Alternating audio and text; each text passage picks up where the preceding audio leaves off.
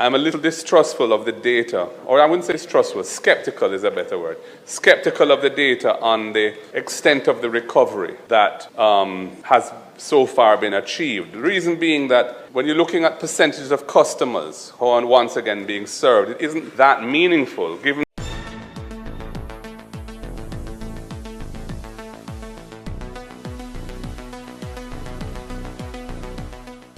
Welcome back to the channel, my people.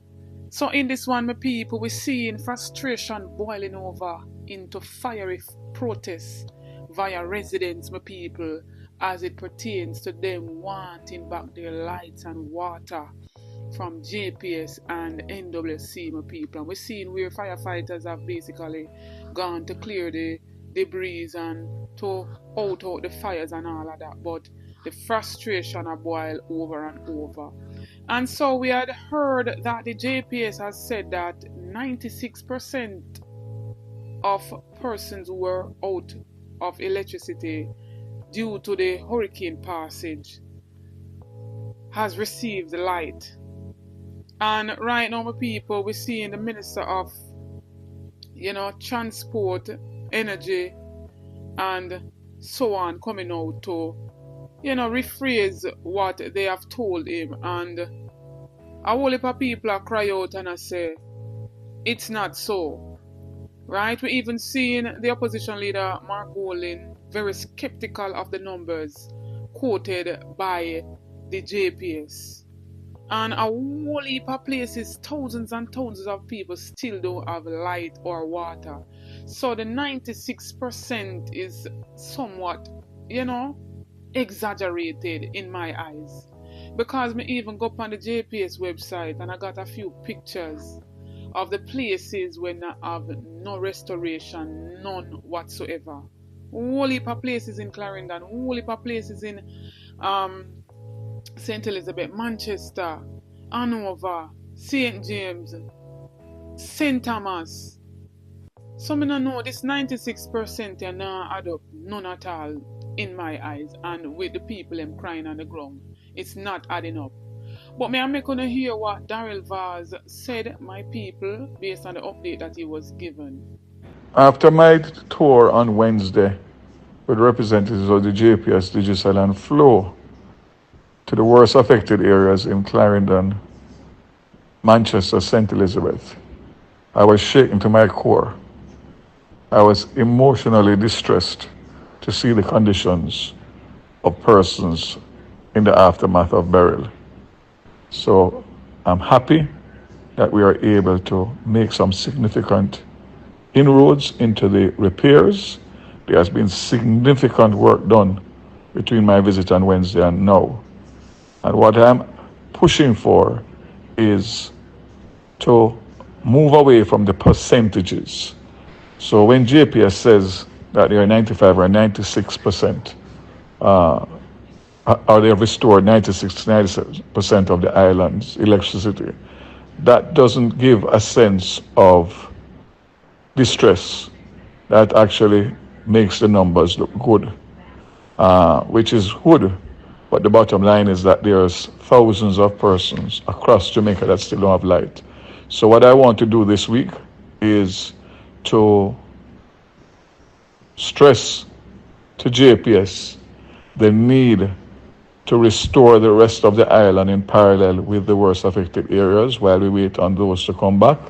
But there's too many pockets across Jamaica outside of the worst affected areas that still don't have light at this time.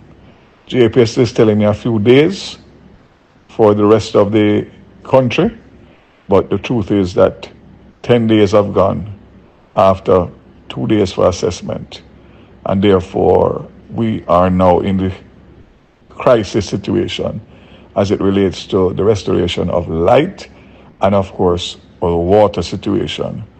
Living without light and water for more than 7 days is a crisis. So I want Jamaica to understand that I'm fully aware of that, and that whereas I feel that we have done a good job so far in terms of the coordination of the response, there is still a lot of work to do, and there's a lot of people that are suffering as a result of the loss of light and water. So I would say that this week, once again, is a critical week based on the amount of time that has elapsed. And we need to make sure that the coordinated effort continues, but intensifies by the JPS. I am happy to know, after going to the control room on Friday, that they have sought assistance in terms of the bauxite companies and their expertise in terms of engineers and manpower.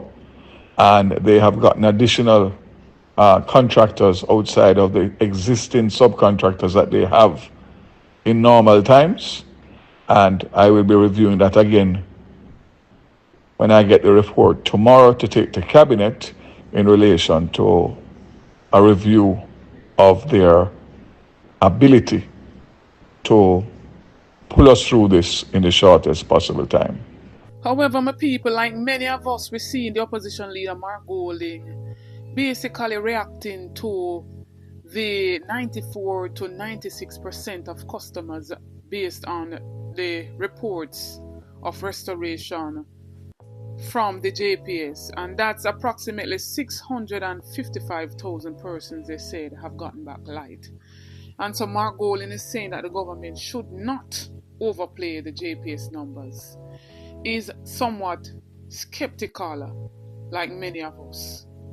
I'm a little distrustful of the data, or I wouldn't say distrustful, skeptical is a better word. Skeptical of the data on the extent of the recovery that has so far been achieved. The reason being that when you're looking at percentages of customers who are once again being served, it isn't that meaningful, given that as a percentage of the overall customer base, given that the major population centers of the country were relatively unscathed by this hurricane. But in large swathes of communities in parishes across Jamaica, people are still without electricity and many are without water. I noticed that you said, well, sections of this community or that community, light has been restored, but there are many sections of those communities which are still not yet having light. So I think we don't want to overplay the extent of the recovery, because for people on the ground who are seeing, the extent to which people are still without light, it's kind of grating to hear these very generous numbers, 90% and so on, when people are seeing so many communities and so many homes still without light.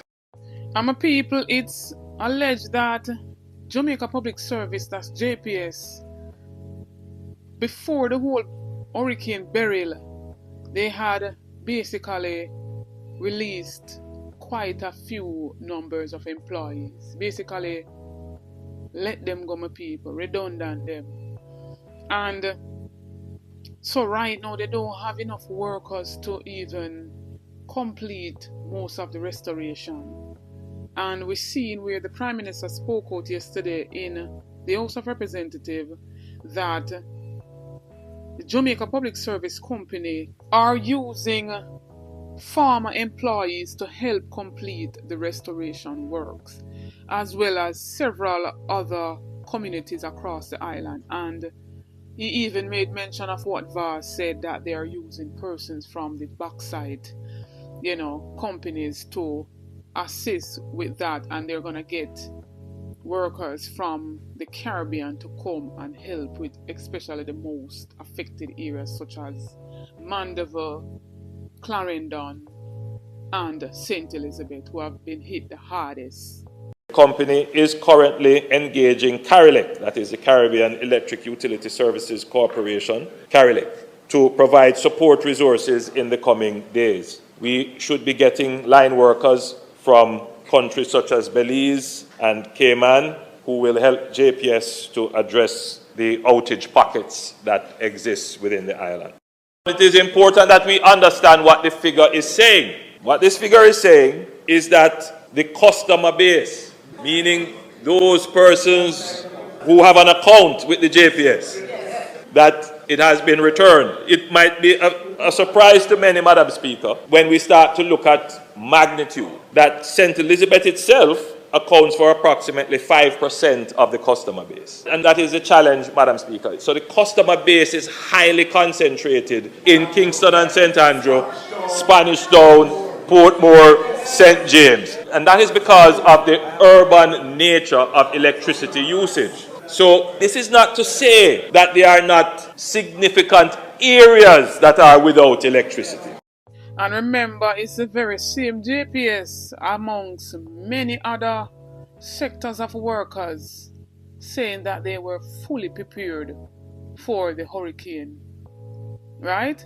They said that.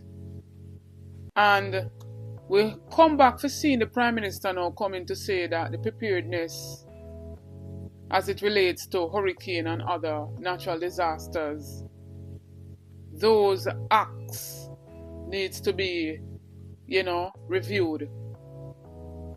So, over 7 days, and a lot of people still don't have light or water.